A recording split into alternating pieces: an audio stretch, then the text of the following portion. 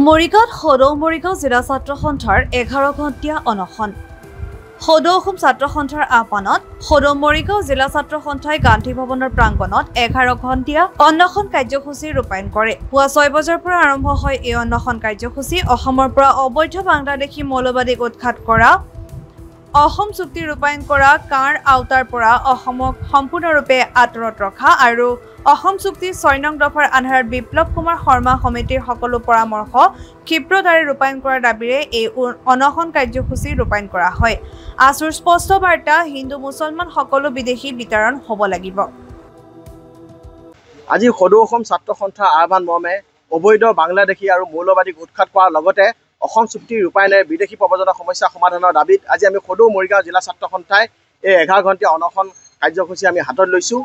প্ৰথম কথা হ'ল, অসমত ঐতিহাসিক অসম আন্দোলন হৈছে, তাৰ পৰা 860গৰাকী শ্বহীদ হৈছে, তাৰ পাছত অসম চুক্তি হৈছে।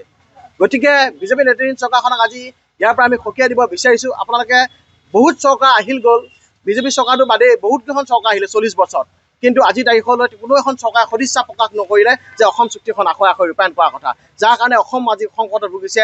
আজি আমাৰ যিসকল খিলঞ্জীয়া লোকসকল আছে, সেই খিলঞ্জীয়া লোকসকলে আমাৰ ৰাজনৈতিক অধিকাৰ তেওঁলোকে হেৰুৱাই পেলাইছে, তেওঁলোকে ভূমি অধিকাৰ হেৰুৱাই পেলাইছে। গতিকে আজি এই কাৰ্যসূচীৰ পৰা মই স্পষ্টভাৱে সকীয়াই দিব বিচাৰিছোঁ, অসম চুক্তি প্ৰত্যেকটো দফা আখৰে ৰূপায়ণ হ'ব লাগিব অতি কম সময়ৰ ভিতৰত। সেই কথাটো আমি সকীয়াই দিব বিচাৰিছোঁ। তাৰ লগতে অসম চুক্তিৰ আধাৰত বিদেশী বহিষ্কাৰ হ'ব লাগিব। কোনো কাৰণত বিদেশীক আমি ধৰ্মভিত্তিত ভাগ কৰা নহ'ব। 1971 চনৰ পাছত অহা প্ৰত্যেকজন বিদেশী ইয়াৰ পৰা যাব লাগিব, সেয়া হিন্দুৱে হওক বা মুছলিমেই হওক। বিদেশীক ভাগ কৰা কোনো কাৰণত নচলিব। সেই কথা মই বিজেপি চৰকাৰখনক সকীয়াই দিব বিচাৰিছোঁ। আৰু 6 নং দফা আধাৰত অৱসৰপ্ৰাপ্ত মুখ্য ন্যায়াধীশ বিপ্লৱ কুমাৰ সমিতিৰ সকলো পৰামৰ্শ ক্ষিপ্ৰতাৰে তেওঁলোকে ৰূপায়ণ কৰিব লাগে। তাৰ লগে লগে কাৰ আওতাৰ পৰা অসমক বাহিৰত ৰাখিব লাগিব। কাৰণ অসমৰ বাকী ৰাজ্যত অসমখনৰহে যে তেওঁলোকে কাৰ বলপূৰ্বকভাৱে জাপি দিব বিচাৰিছে। কাৰণ বাকীকেইখন ৰাজ্যত যদি কাৰ বেয়া, অসমত কেনেকৈ কাৰ ভাল হ'ব পাৰে? অসমৰ 35খন জিলাৰে যদি 8খন জিলাত যদি কাৰ বেয়া, কেনেকৈ 27খন জিলাত কাৰ ভাল হ'ব পাৰে? গতিকে এই কথাটো আমি কোনো কাৰণত মানি লোৱা নাই। অসম তথা উত্তৰ পূৰ্বাঞ্চলৰ প্ৰত্যেকখন ৰাইজ ওলাই আহিছিলে, শিশুৰ পৰা আবাল বৃদ্ধ বনিতা সকলোৱে কৈছিলে যে আমাৰ কাৰ বিৰোধিতাৰে তেওঁলোকে আন্দোলনত নামি পৰিছিল। 5গৰাকী লোক শ্বহীদ বৰণ কৰিবলগীয়া হৈছিলে। তাৰপিছতে এই বিজেপি নেতৃত্বাধীন চৰকাৰখনে দমন নীতিৰে বলপূৰ্বকভাৱে আমাৰ মাজত কাৰ জাপি দি আমাৰ মাজত খিলঞ্জীয়াসকলৰ অস্তিত্ব নোহোৱা কৰি পেলাব ওলাইছে। গতিকে এই বিজেপি নেতৃত্বাধীন চৰকাৰখনক সকীয়াই দিব বিচাৰিছোঁ, আপোনালোকে কিয় ইমান অবৈধ হিন্দু বাংলাদেশীৰ প্ৰতি আপোনালোকৰ দৰ উপজিছে? খিলঞ্জীয়াসকলৰ যেনেকৈ অস্তিত্ব হেৰুৱাই পেলাইছে তাৰ প্ৰতি আপোনালোকৰ কোনো ধৰণৰ চিন্তা নাই, কিন্তু আপোনালোকে ৰক্ষণাবেক্ষণ দিব পাৰিছে হিন্দু বাংলাদেশীক। গতিকে এই কথাটো আমি কোনো কাৰণত মানি ল'ব বিচৰা নাই। আৰু আমি মুখ্যমন্ত্ৰী ডাঙৰক আমি ক'ব বিচাৰিছোঁ, আপুনি প্ৰত্যেকটো সময়তে আপোনালোকে 1 নম্বৰ মুখ্যমন্ত্ৰী বুলি আপুনি জহাই ভাল পায়। গতিকে 1 নম্বৰ মুখ্যমন্ত্ৰী হিচাপে আপুনি দিল্লীৰ ৰঙাচকু আচলতে ভয় কিমান বহতীয়া হৈ থাকিব? দিল্লীৰ ৰঙাচকু ভয় আপুনি এইবোৰ বাদ দি আপোনালোকে খিলঞ্জীয়াৰ পক্ষত থিয় দিয়ক। কাৰণ জাতিটো বৰ্তমান অস্তিত্ব হেৰুৱাই পেলাব ওলাইছে। গতিকে এই সময়ত আপোনালোকে জাতিটোৰ পক্ষত থিয় দিয়ক। সেই কথাটো আমি সদৌ অসম ছাত্ৰ সন্থাই স্পষ্টভাৱে দাবী জনাইছোঁ। সদৌ অসম ছাত্ৰ সন্থাৰ আহ্বান মৰ্মে অবৈধ বাংলাদেশী, মৌলবাদী আৰু অসম চুক্তিৰ জৰিয়তে বিদেশী সমস্যা সমাধানৰ কাৰণে আজি সদৌ অসম ছাত্ৰ সন্থাৰ আহ্বান মৰ্মে আমি সদৌ মৰিগাঁও জিলা ছাত্ৰ সন্থাই 11 ঘণ্টীয়া অনশন কাৰ্যসূচী ৰূপায়ণ কৰিছোঁ। আমাৰ কথা স্পষ্ট যে বৰ্তমান সময়ত যি বিদেশী সমস্যাই দেখা দি আছে, এই সমস্যাৰ সমাধানৰ মূল বাটটোৱে আছিল অসম চুক্তি ৰূপায়ণ কৰা। আৰু তাকে নকৰি বিভিন্ন ধৰণৰ কথা কৈ অসম চুক্তি ৰূপায়ণ কৰিম বুলি আলাপ আলোচনা কৰি থাকে, কিন্তু চুক্তিখন ৰূপায়ণৰ ক্ষেত্ৰত তেওঁলোকে সদায় ব্যৰ্থতা হৈ থাকে। আজি যদি কাহানি বাৰী যদি কেইবাখনো চৰকাৰ আহিল গ'ল, অসম গণ পৰিষদৰ চৰকাৰ আহিল, বিজেপিৰ জাতি পাতি ভেটি ৰক্ষা কৰিম বুলি বিজেপি চৰকাৰ আহিল, তেওঁলোকে যদি অসম চুক্তিখন ৰূপায়ণ কৰে, আজি যি বিদেশীৰ সমস্যা হৈছে এই সমস্যাৰ সৃষ্টিয়েই নহ'ল হয়। গতিকে আমাৰ এই অনশনস্থলীৰ পৰা মুখ্যমন্ত্ৰীগৰাকীলৈ এটাই দাবী যে অসম চুক্তি ৰূপায়ণৰ জৰিয়তে অসমৰ যি বিদেশী সমস্যা, এই বিদেশী সমস্যাখিনি সমাধান কৰক।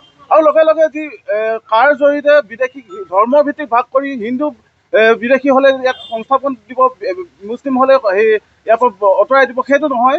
অসম চুক্তিৰ মৰ্মে 1971 চনৰ 24 মাৰ্চৰ পিছত অহা সকলো বিদেশী হিন্দু মুছলিম বুলি ইয়াত কোনো ধৰ্মভিত্তিক ভাগ কৰিলে নহ'ব।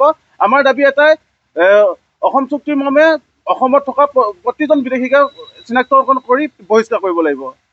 আৰু ইয়াৰ লগে লগে যোৱাকালি যিখন অৰ্ডাৰ ওলাইছে 24 চনলৈকে 2024 চনৰ 3 ডিচেম্বৰলৈকে যি বিদেশীসকলক তেওঁলোকে সুৰক্ষা নাগৰিকত্ব দিয়াৰ যি এখন অৰ্ডাৰ দিছে এই অৰ্ডাৰখন আমি সদৌ অসম ছাত্ৰ সন্থাই বা অসমৰ ৰাইজে কোনোদিনে মানি লোৱা নাছিল। কাৰখন কোনোদিন মানি লোৱা কাৰ জৰিয়তে তেওঁ এইসমূহ নাগৰিকত্ব দিব বিচাৰিছে।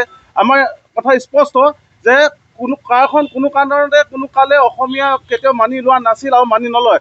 গতিকে তেওঁলোকক আমি এই অনশনস্থলীৰ পৰা দাবী জনাব বিচাৰিছোঁ যে এই আইনখন অতিকে প্ৰত্যাহাৰ কৰক। অসমক বিদেশী চৰণীয়া প্ৰথা নকৰিব, অন্যথা অসমৰ ৰাইজে আপোনালোকৰ সেই যি তেওঁলোকে লুহি এটা অসমীয়াত শব্দ আছে, লুহি প্ৰথমে কৈছিলে 14 চন, তাৰপৰা 19 চন, তাৰপৰা এতিয়া আহি 24 চন পালে। অহা কাইলৈ আকৌ কি হ'ব? অহা কাইলৈ পঢ়িলে যদি 29ত নিৰ্বাচন জিকে আকৌ তেওঁলোকে কৈ দিব যে 29 হ'ব। এইটো কেতিয়াও অসমে অসমে মানি নলয়, ছাত্ৰ সন্থাই কেতিয়াও মানি নলয়। গতিকে তেওঁলোকে এই আইন প্ৰত্যাহাৰ কৰিবলৈ, অন্যথা অসমৰ ৰাইজক লগত লৈ আমি ছাত্ৰ সন্থাই তীব্ৰভাৱে আন্দোলন গঢ়ি তুলিবলৈ আমি বাধ্য হ'ম। মৰিগাঁৱৰ পৰা নিতু দাসৰ ৰিপৰ্ট, NJ মিডিয়া। আপোনাৰ সপোনৰ ঘৰখন কেনে হ'ব? আপোনাৰ সন্তান আৰু আপোনজনৰ সৈতে কেনেদৰে কটাব আপোনাৰ আজৰি সময়? এই সকলোবোৰ সমস্যাৰ সমাধান লৈ শুভম গ্ৰুপে আপোনাৰ বাবে লৈ আনিছে আপোনাৰ সপোনৰ ঘৰখন। 362টা ফ্লেটযুক্ত শুভম গাৰ্ডেনৰ সফল নিৰ্মাণৰ পাছতে 20 বছৰৰ ভৰসা, 16টা প্ৰজেক্ট, 28 লাখ বৰ্গফুটৰ সম্পূৰ্ণ নিৰ্মাণ আৰু 15 লাখ বৰ্গফুটৰ চলিত প্ৰকল্প নিৰ্মাণৰ অভিজ্ঞতাৰে যোৰহাটত শুভম গ্ৰুপে নিৰ্মাণ কৰিছে দ্বিতীয়টো প্ৰজেক্ট শুভম পাৰ্ক। অত্যাধুনিক সা সুবিধাৰে নিৰ্মিত শুভম পাৰ্কত আপোনাৰ আৰু আপোনাৰ সন্তানৰ বাবে থাকিব club, badminton court, community hall, kids play area, splash pool আৰু জিম ক্লাব। প্ৰতিটো ব্লকত থাকিব 2.5 BHK, 3 BHK, 3.5 BHK ফ্লেট। লগতে থাকিব আপোনাৰ আৰু আপোনাৰ আপোনজনৰ প্ৰাপ্তিৰ সাহী। আজিয়ে বুক কৰক আপোনাৰ সপোনৰ ঘৰখন। যোগাযোগ কৰক 6003301010 নম্বৰত। আমাৰ ঠিকনা সোণাৰীগাঁও, তৰাজান, যোৰহাট 785001। 6000ৰো অধিক বাসিন্দাৰ ভৰসা শুভম গ্ৰুপ।